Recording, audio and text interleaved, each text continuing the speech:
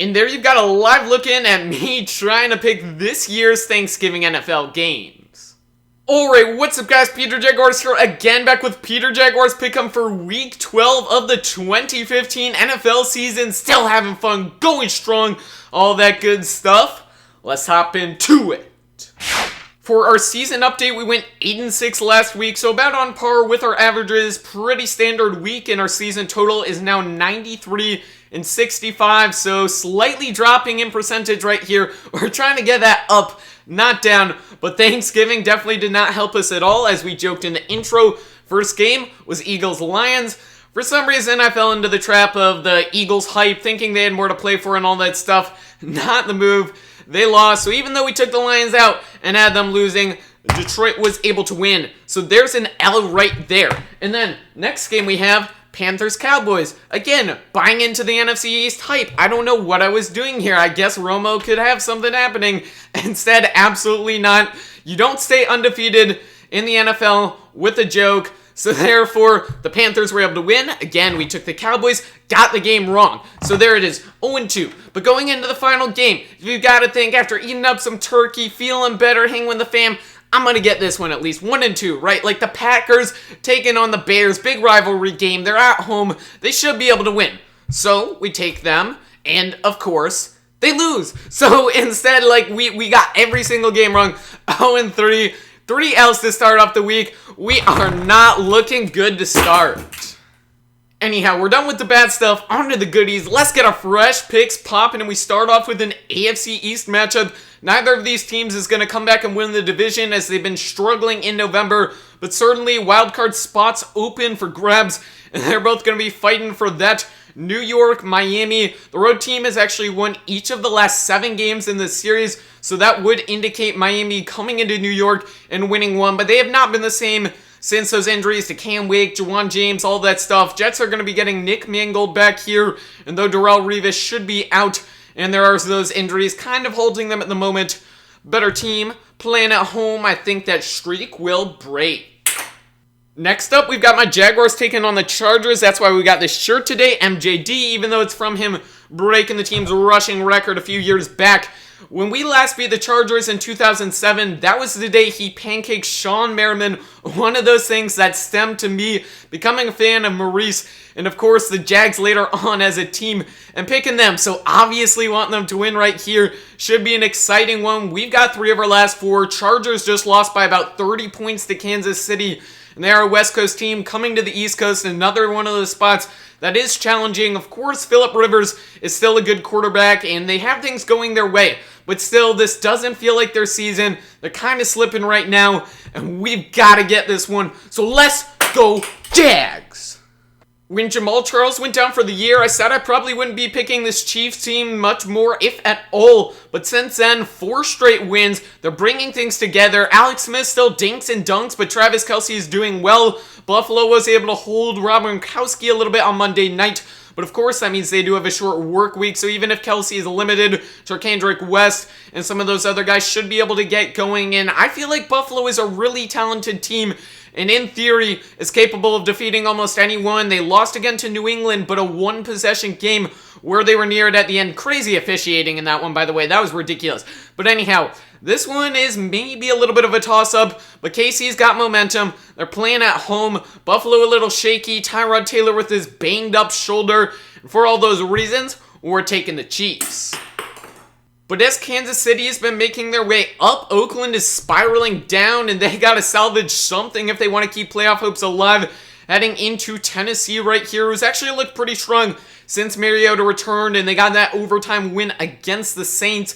And Oakland's defense really weak right now, especially against the run. It looks like Antonio Andrews should be able to do well. Kind of a little sleeper for this week if you guys are looking at that stuff. And while Oakland probably does have the weapons to be able to throw the ball down the field and put up some points, I don't know that they can hold up in this contest. And this is still a young, developing team like my Jags. I'm totally rooting for them. I want these guys to succeed. But right now, I'm not sure if they're settled. Tennessee, sure, a similar position, but they're at home, and with Rodney Hudson, Oakland's Pro Bowl center, probably sitting out again, that is going to hurt their chances. So we are actually going to take an AFC South opponent in the Titans. Meanwhile, in the AFC South, Colts are still tied with the Texans for the division lead, and they're taking on Tampa right here, a team who I keep picking to lose. I've said it a bunch of times. They keep winning. I don't know what the deal is with these guys. For some reason, I'm underrating them. And Jameis Winston is a young rookie quarterback going up against Matt Hasselbeck, who's like 40. So definitely got the fountain of youth pushing their way. And the Colts do not have the personnel to contain Mike Evans, Vincent Jackson, Austin Seferian-Jenkins, all of the stuff that Tampa has going on right now. Both teams should be pushing hard as they're trying to get things going and be able to finish this season strong. But in the end, of course, I want the Colts to lose. Maybe the bias is filtering in here, but really, I can't keep picking against Tampa and seeing them winning.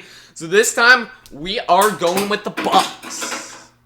It was just, 2 years too late, but the Saints finally fired Rob Ryan.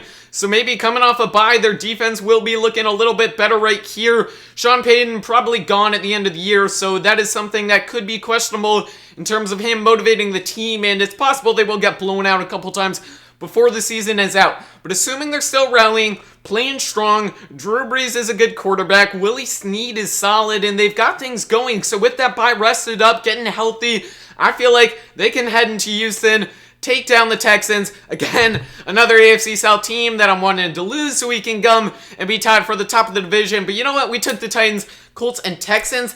They can go down. It doesn't feel like that long ago that everyone was on the Falcons bandwagon. They were 5-0, playing strong, everything was great.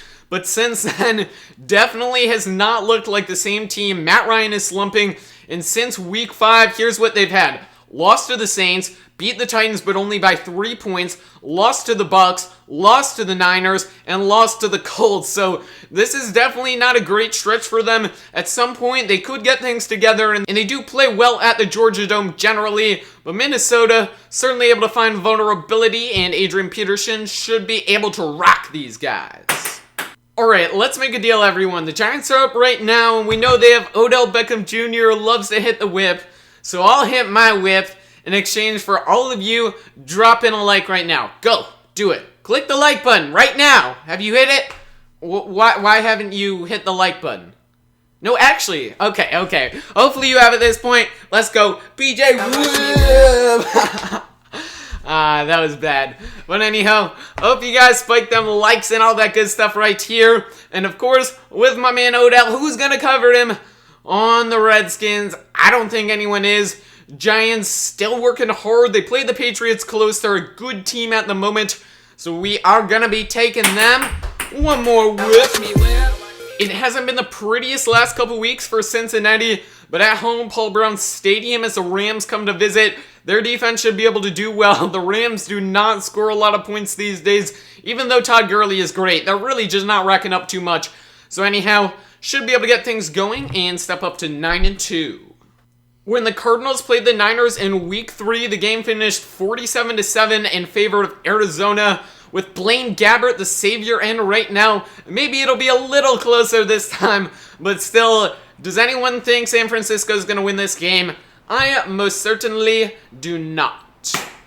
Gotta say, the battle of the S's with Seahawks Steelers right here looks like a great matchup on paper. It's kind of annoying how Pittsburgh only has the logo on one side. Like, seriously, this is the Steelers helmet. It didn't get, like, painted off or whatever. They're just the only team that does that. But anyhow, going to be interesting to see how Seattle tries to contain Antonio Brown and this weaponry that Ben Roethlisberger has at his disposal. But they did make a good late season run last year, Seattle. And with Thomas Rawls actually doing pretty well, they have a good ground game, still looking strong. They're at home. Their last couple losses at CenturyLink came to some really solid teams. And right here, I do think they will be able to take down Pittsburgh. Snow is the forecast at Mile High as the Patriots face off against the Broncos right here. It's going to be a good one, a nice game to wrap up a fun Sunday, I'm hoping. And right here, with a lot of injuries, Bill Belichick's team may be slowed down a little bit.